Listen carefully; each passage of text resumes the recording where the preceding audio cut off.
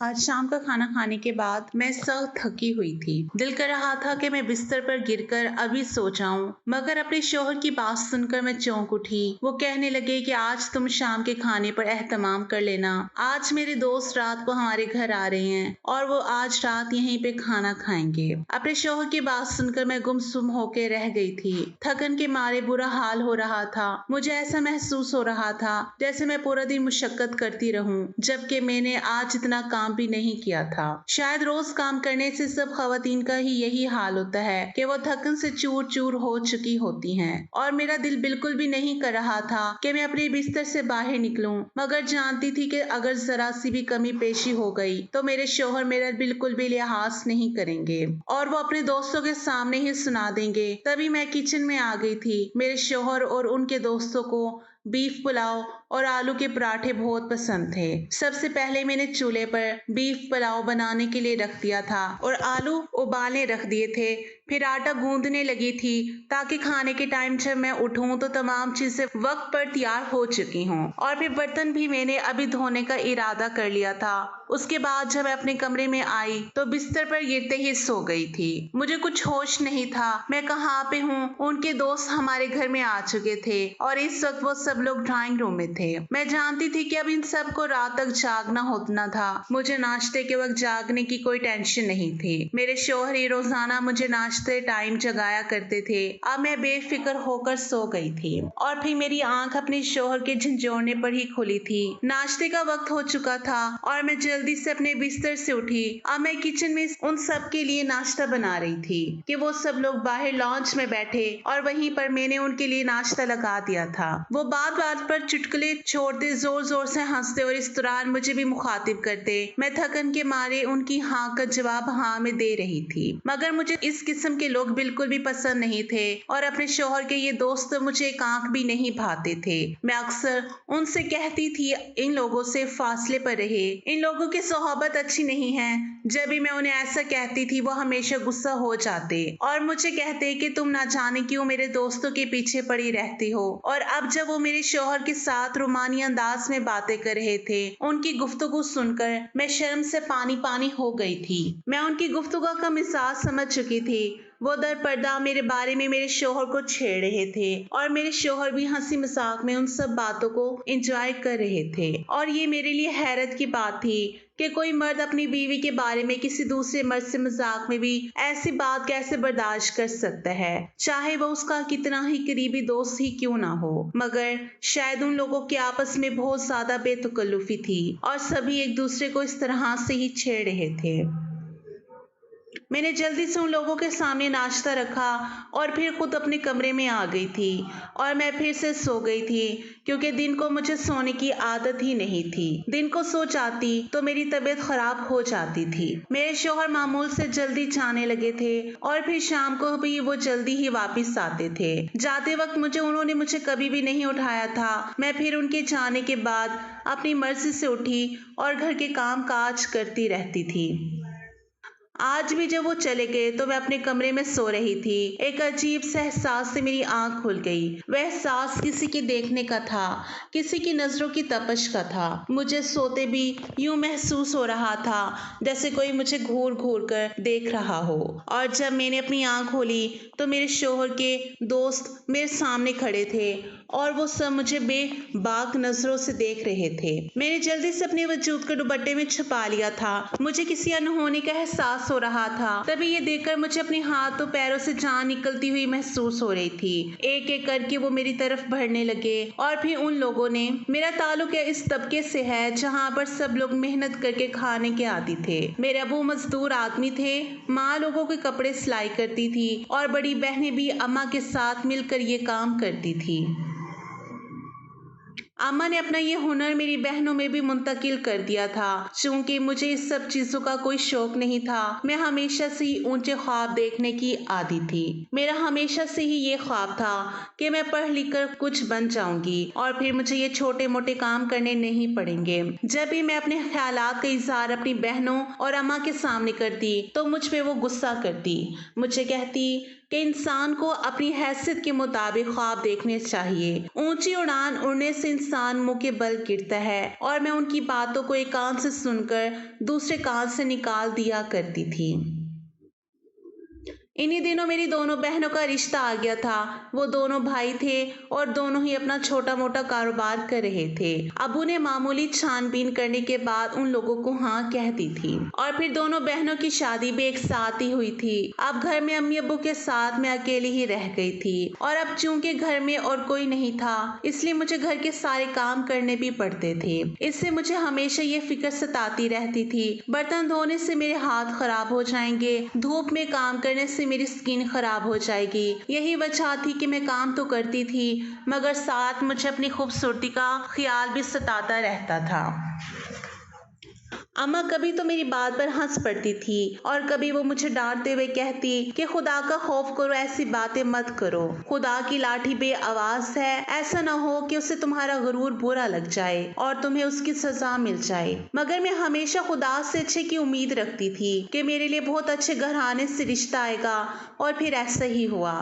میرے لیے جس انسان کا رشتہ آیا تھا وہ دنیا میں اکیلا تھا، اس کی فیملی میں کوئی بھی نہیں تھا، اور اس کا اپنا بزنس تھا۔ اس کا شمار خوشحال کھاتے پیتے لوگوں میں ہوتا تھا۔ جب مجھے یہ بات پتہ چلی تو میں خوشی سے کھل اٹھی۔ اس رشتے سے مطمئن تھی کہ وہ ہر طرح سے میرے مزاج کے مطابق تھے۔ میں بھی بھرے بھرے گھر میں نہیں رہ سکتی تھی، زیادہ لوگوں کی ذمہ داریاں نہیں اٹھا سکتی تھی، اس لیے اماں مطمئن تھی کہ میں اس گھر میں خوش رہوں گی۔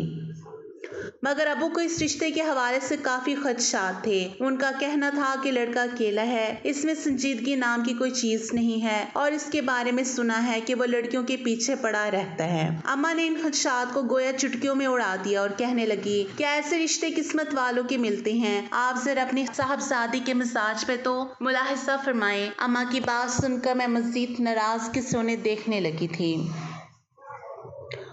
اور پھر اس لڑکے نے جہیز لینے سے صاف منع کر دیا تھا اور کہنے لگا کہ میرے گھر میں سب کچھ موجود ہے، مجھے کسی چیز کی کوئی کمی نہیں ہے۔ اس کی اس بات پر مجھے فخر کا احساس ہوا تھا، اور پھر میں رخصت ہو کر اس گھر میں آ گئی تھی، اور تب مجھے ابا کے خدشات کافی حد تک درست معلوم ہوئے تھے۔ واقعی وہ عجیب تھا، اور سنجیدگی اس بندے کو چھو کر بھی نہیں گزری تھی۔ وہ اپنے دوستوں میں بہت مخول تھے، اور وہ خود بھی دوستوں کے لیے جان دینے کو بھی تیار رہتے تھے۔ شاید اس کی وجہ یہ تھی کہ ان کے اپنے خاندان میں کوئی بھی نہیں تھا، وہ اکیلے تھے۔ ان کے دوست گھر میں بھی آتے تھے اور دندناتے ہوئے پورے گھر میں گھومتے پھرتے تھے۔ یہ بات مجھے بہت بری لگتی تھی۔ میں شروع میں اپنے شوہر کو اس بات پر ٹوکتی تھی کہ آپ کے دوست کا گھر میں کیا کام ہے، تو میری بات سن کر وہ خفا ہو جاتے اور کہتے کہ وہ میرے دوست ہیں، اگر میرے گھر میں آ جاتے ہیں تو اس میں کیا برا ہے۔ ان کی بات سن کر میں جھنجھلا جاتی تھی۔ مجھے آپ کے دوستوں کے گھر آنے پر اعتراض نہیں ہے، میری طرف سے 1000 بار آئیں، مگر وہ ہر کمرے میں ہر جگہ پہ کیا جھانکتے پھرتے ہیں۔ میں کچن میں ہوتی ہوں تو وہ کچن میں آ جاتے ہیں، اگر میں کمرے میں آرام کر رہی ہوں، لیٹی ہوں، سو رہی ہوں، تو وہ بھی سر پر کھڑے ہو جاتے ہیں۔ مجھے یہ سب کچھ پسند نہیں ہے۔ میری بات سن کر وہ کہنے لگے کہ فکر مت کرو، تمہیں ان سے کبھی شکایت کا موقع نہیں ملے گا۔ وہ تو مجھے اپنا بھائی سمجھتے ہیں، تمہیں بہن سمجھتے ہیں، اس لیے تم سے بے تکلفی برتتے ہیں۔ ان کی یہ بات میری سمجھ سے باہر تھی۔ میں نے شروع سے اپنے گھر کا اور اپنے خاندان کا یہی ماحول دیکھا تھا کہ ہمارے ابا کا جو بھی دوست تھا وہ گھر سے باہر تک رہتے تھے، اور جو باقی کزن وغیرہ کے دوست ہوتے تھے وہ بھی ان کے گھر نہیں آتے تھے۔ یہ میرے شوہر کی نرالی ہی دوستی تھی۔ اس کا کہنا تھا کہ مجھ پر میرے دوستوں کا اتنا ہی حق ہے جتنا کہ تمہارا۔ ان کی بات سن کر مجھے زور سے ہنسی آ جاتی تھی۔ میں ان کی بیوی تھی تو ان کے دوستوں کا حق میرے برابر کیسے ہو سکتا تھا؟ جب یہ بات میں ان سے پوچھتی تو وہ منہ پھیلا لیتے اور کہتے کہ مجھے دوست کہتے تھے کہ شادی کے بعد تمہاری بیوی تمہیں ہم سے ملنے نہیں دے گی، ہم سے دور کر دے گی، اور دیکھو ایسا ہی ہوا، تم نے آتے ہی مجھے ان سے بدظن کرنا شروع کر دیا۔ اور یہ بات سن کر میں اپنا سر تھام کر رہ گئی تھی۔ ان کو سمجھانا بہت مشکل کام تھا۔ ہر دوسرے تیسرے دن ان کے دوست گھر میں آ جاتے تھے اور ان کی نظریں میرے وجود کے آر پار ہوتی محسوس ہوتی۔ مجھے ان کی نظروں سے بہت الجھن ہوتی تھی، اور مجھے حیرت اپنے شوہر پر ہوتی تھی، جنہیں اپنے دوستوں کی بدلتی ہوئی نظر بھی محسوس نہیں ہوتی تھی۔ اور اگر میں کچھ کہہ دیتی تو وہ کچھ مجھے ہی غلط قرار دیتے تھے۔ اب میں یہ سوچ کر پریشان تھی کہ جس شخص کے ساتھ جس میں بہت ہی زیادہ غیر سنجیدگی تھی اس کے ساتھ زندگی کیسے گزاری جا سکتی ہے۔ اس دن میں رات کا کھانا بنانے ہی لگی تھی جب میرے شوہر کی کال آئی کہ آج میرے دوست گھر پہ آ رہے ہیں اور تم ان کے لیے کھانے پر اہتمام کر دینا۔ یہ سن کر میں غصہ ہو گئی مگر کچھ بھی کہنے سے گریز کیا، جانتی تھی کہ وہ پھر سے شکایت شروع کر دیں گے۔ جب بھی میں نے خاموشی میں ہی عافیت جانی۔ ایک تو مجھے ان کے ان مفت خور دوستوں سے بہت چڑ تھی جو آئے روز آتے تھے اور کھانا کھائے بنا نہیں چاہتے تھے۔ ان کے لیے کھانا پکا کر ان کی فرمائش پوری کر کے میں آدھ منہ ہو گئی تھی۔ میں جو خوش ہو رہی تھی کہ میرے سسرال میں زیادہ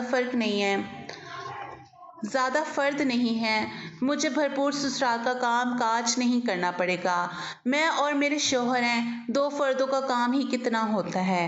لیکن میرے یہ سارے خواب چکنا چور ہو گئے تھے۔ ان کے دوستوں کا ٹبر ہر وقت میرے سر پر سوار رہتا تھا اور ان کے چونچلے اور نخرے ختم ہی نہیں ہوتے تھے۔ کسی کو کباب کھانا تھا تو کسی کو فش فرائی کھانا تھا، سب کی الگ الگ ڈیمانڈ ہوتی تھی۔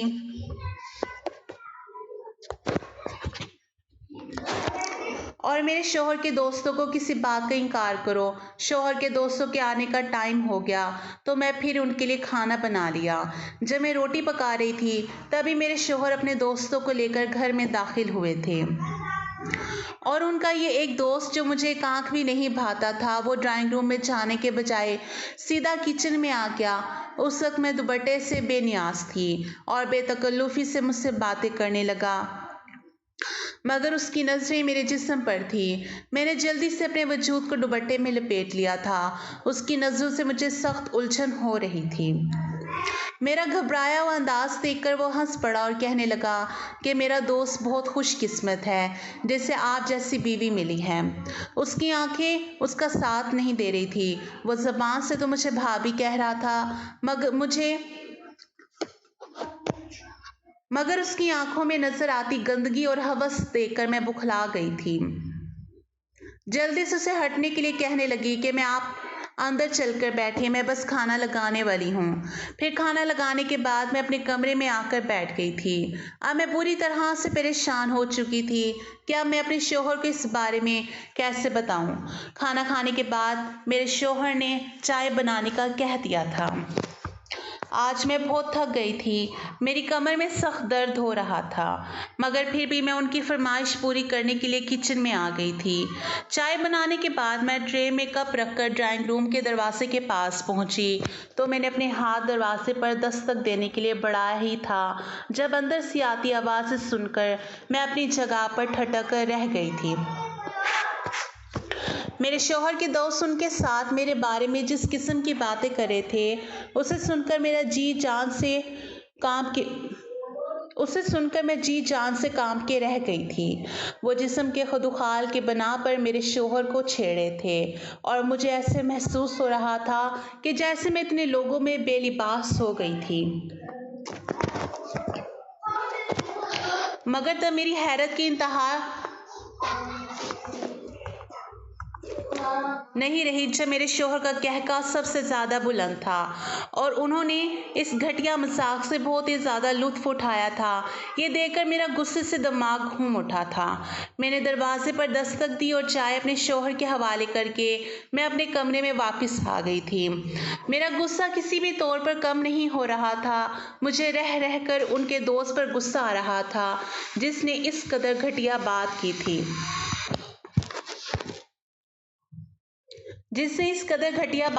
اور اس سے زیادہ تو مجھے اپنے شوہر پر غصہ تھا جو یہ سب کچھ سن رہے تھے۔ وہ کمرے میں آئے تو میں ان کے سامنے پھٹ پڑی اور ان سے کہنے لگی، کیا آپ جانتے ہیں کہ میاں بیوی ایک دوسرے کا لباس ہوتے ہیں؟ بیوی کے بارے میں اس طرح کی باتیں کون اپنے دوستوں کو بتاتا ہے؟ اور بجائے اس کے کہ آپ اس کا منہ توڑتے، آپ اس کی باتوں پر ہنس رہے تھے۔ उन्होंने मुझे हैरानगी से देखा। तुम कितनी पुरानी सोच के मालिक हो, दोस्तों में ये सब हंसी मजाक चलता ही रहता है। उनकी इस बात से मैं हैरान रह गई थी, इस बात को अपनी बेइज्जती महसूस ही नहीं कर रहे थे। तभी वो कहने लगे कि इंसान उससे ही बात करता है जिसे अपना समझता है, और तुम मेरे और मेरे दोस्तों के बीच में मत आना। उन्हें समझाने के लिए कहा कि अगर वो आपके दोस्त हैं तो आप उनकी दोस्ती अपने तक रखें। अगर उन्हें घर में लाना चाहते हैं तो बेशक घर में लेकर आएं, उनकी दावत करना चाहते हैं बेशक करें, मगर उन्हें अपनी ज़ात तक महदूद रखें। जब वो लोग मेरे बारे में बात करते हैं, जब वो मेरे साथ बेतकल्लुफ़ी करने की कोशिश करते हैं, तो ये चीज़ मुझे अच्छी नहीं लगती। मगर उन्होंने मेरी बात को एक कान से सुनकर दूसरे कान से बाहर निकाल दिया था, और वो उन लोगों के साथ वो बातें भी करते थे जो हम दोनों के अलावा किसी को मालूम नहीं थी, और शर्म के तकाज़े के मुताबिक वो किसी को बतानी भी नहीं चाहिए थी। मगर जब मैंने उन्हें अपने दोस्तों के साथ ये बातें करते हुए सुना तो मैं अपना सर पीट कर रह गई थी और सोच रही थी कि इस शख्स को कैसे समझाऊं कि जैसा ये उन्हें समझ रहा है वो वैसे नहीं है। सुबह वो मेरे शौहर के साथ ही घर से बाहर चले जाएंगे, तभी मैं आराम और सुकून से सो रही थी, मगर मैं नहीं जानती थी कि वो लोग घर पर हैं और मेरे शौहर उन्हें यहीं छोड़कर खुद ऑफिस में चले गए थे। उन्होंने न जाने अपने दोस्तों पर इस हद तक इतबार क्यों किया था। उन्हें एक बार भी ये ख्याल नहीं आया कि घर में उनकी बीवी अकेली थी और उन्हें कम से कम अपने दोस्तों को रुखसत करके घर से बाहर निकलना चाहिए था।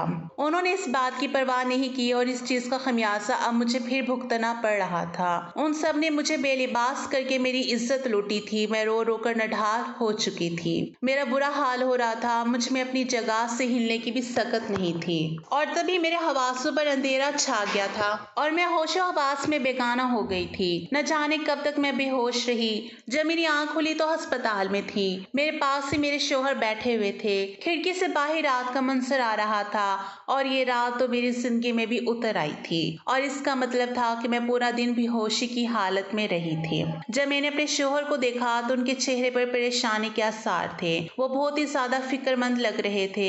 उनके उलझे बिखरे बाल उनके अंदर की परेशानी की, उनकी तकलीफ की अक्कासी कर रहा था। मुझे होश में आता देखकर नर्स ने मेरा हाल हवाल दरियाफ्त किया और फिर कमरे से बाहर चले गई। अब मैं और मेरा शौहर कमरे में अकेले थे। तो फिर मेरे शौहर उठकर मेरे पास आ गए और मेरा हाथ पकड़कर कहने लगे कि मुझे बताओ कि वो कौन था, ये सब कुछ किसने किया। मुझे बताओ, मैं उसे जान से मार दूंगा, मैं उसे जिंदा नहीं छोड़ूंगा। उसकी हिम्मत कैसी हुई मेरी बीवी के साथ ऐसा करने की। उनकी बात सुनकर मैं जोरदार अंदाज में हंस पड़ी। आहिस्ता आहिस्ता मेरा कहका पहले से भी ज्यादा बुलंद हो रहा था। मैं बेताशा हंस रही थी। हंसते हंसते मेरी आंखों में आंसू आ गए, और अब जब मैंने अपने शौहर को देखा तो न जाने मेरी नजरों में ऐसा क्या था कि वो खौफ से सहम कर रह गए थे। वो मुझे कहने लगे कि इस तरह से मत करो, ऐसे मत देखो, मेरे दिल को कुछ हो जाएगा। सीधी तरह से मुझे बताओ कि वो कौन लोग थे और ये सब कुछ उन्होंने तुम्हारे साथ क्यों किया। और फिर जब बात मैंने अपने शौहर को बताई तो उसे सुनकर उन्हें अपने कानों पर यकीन नहीं आ रहा था। वो बेयकीनी से दाएं बाएं गर्दन हिला रहे थे। मेरे दोस्त ऐसा नहीं कर सकते, तुम्हें गलत फहमी हुई है, वो तो बहुत अच्छे हैं, तुम्हें तो अपनी बहन और भाभी कहते हैं, तुम्हारे बारे में ऐसे सोच भी नहीं सकते। उसे यकीन नहीं आ रहा था, मगर इसके यकीन ना करने से हकीकत बदल नहीं सकती। और फिर मैं जब घर आ गई तो मेरा शौहर बिल्कुल गुमसुम सा होके रह गया था। ना हंसता, ना बोलता था और ना वो घर से बाहर निकलता था। अब तो उसने अपनी किसी भी दोस्त से बात तक करना छोड़ दिया था। अब वो ऑफिस से सीधा घर आते और वो बिल्कुल खामोशी से रहते थे। जब मैंने उन्हें इस कदर खामोशी की हालत में देखा तो मैंने उनसे इसका सबब पूछा तो फूट फूट कर रो पड़े और कहने लगे कि मेरी बेवकूफ़ी और गलती की वजह से तुम्हें ये सब कुछ सहना पड़ा, तुम्हें ये सब बर्दाश्त करना पड़ा। मैं खुद को कभी माफ कर नहीं कर पाऊंगा। मुझे क्यों अपने दोस्तों की समझ नहीं आई, मैं क्यों उनकी नजरों के महफूम को समझ नहीं पाया था, जबकि तुमने मुझे कई बार ये सब कुछ बताने की कोशिश भी की और हमेशा मैं तुम्हें झुठलाता रहा। अब देख लो, इसका खमियाजा भी तो मुझे ही भुगतना पड़ रहा है। उन्हें रोता हुआ देखकर मैं भी रोने लगी और कहने लगी कि तभी तो मैं आपको कहती थी कि दोस्तों को अपने घर में मत लेकर आएं, उन्हें अपने तक ही महदूद रखें, मगर आपने मेरी बात नहीं सुनी और देख लिया आपने इसका इंजाम। उनके दिलो दिमाग में मेरे लिए किस कदर गंदगी भरी हुई थी और अब उनकी वजह से मैं सर उठाकर किसी से बात करने के काबिल नहीं रही। मुझे बहुत टाइम लगा था खुद को संभाले में। अब मेरे शोहर का यहाँ से दिल उठ गया था। वो यहाँ पर रहना ही नहीं चाहते थे। उन्होंने बाहर जाने के लिए कोशिश शुरू कर दी थी और फिर कुछ माह के बाद जब हम दोनों का वीजा लग गया तो वो यहाँ से अपना कारोबार सब कुछ बेचकर मुझे लेकर पाकिस्तान से बाहर शिफ्ट हो गए थे। हमारे इस फैसले के अम्मी अबू ने मुखालफत की। उनका कहना था कि हमें किसी चीज की कमी है, हमें यहीं पर रहना चाहिए। मगर जो कुछ हम दोनों जानते थे वो अम्मी अबू नहीं जानते थे। उनकी बात सुनकर मेरे शौहर नफसानी हो रहे थे और मुझे इस बात का डर था कि कभी वो कुछ गलत ना कर दे और ऐसा ना हो कि सारी जिंदगी बर्बाद ना हो जाए। तभी मैंने उनके इस फैसले की मुखालफत नहीं की थी, उसका इस फैसले में साथ दिया था। मैं भी अब यहाँ रहना नहीं चाहती थी और फिर हम दोनों के मुश्तरका फैसले से हम पाकिस्तान छोड़कर चले गए थे। अक्सर अम्मी अबू से फोन पर बात हो जाती थी। अम्मी अबू इस बात पर मुझे टोकते थे कि तुमने यहाँ से जाकर गलती की है, यहाँ पर किस चीज की कमी थी, और मैं चाह कर भी उन्हें सच नहीं बता सकती थी। मैं जानती थी कि ये बात सुनकर उन्हें तकलीफ होगी और मैं अपने माँ बाप को तकलीफ से बचाना चाहती थी। अब मेरे शोहर पहले से बहुत ज्यादा बदल गए थे। अब वो बहुत ही ज्यादा संजीदा हो गए थे और यहाँ पर उनके दोस्त कम थे, और अगर थे भी तो वो उन्हें घर से बाहर ही रखते थे, क्योंकि अब उनको अकल आ गई थी कि गैर मर्दों को अपने घरों के अंदर नहीं लाना चाहिए और ना ही उनको अपनी जिंदगी के बारे में कुछ बताना चाहिए। दोस्ती की भी एक हद होती है। इंसान जब इस हद से आगे बढ़ निकलता है तो उसे परेशानी का सामना करना पड़ता है। आज की वीडियो कहानी आपको कैसी लगी कमेंट करके जरूर बताइएगा, और वीडियो अच्छी लगी है तो लाइक और शेयर जरूर कीजिएगा।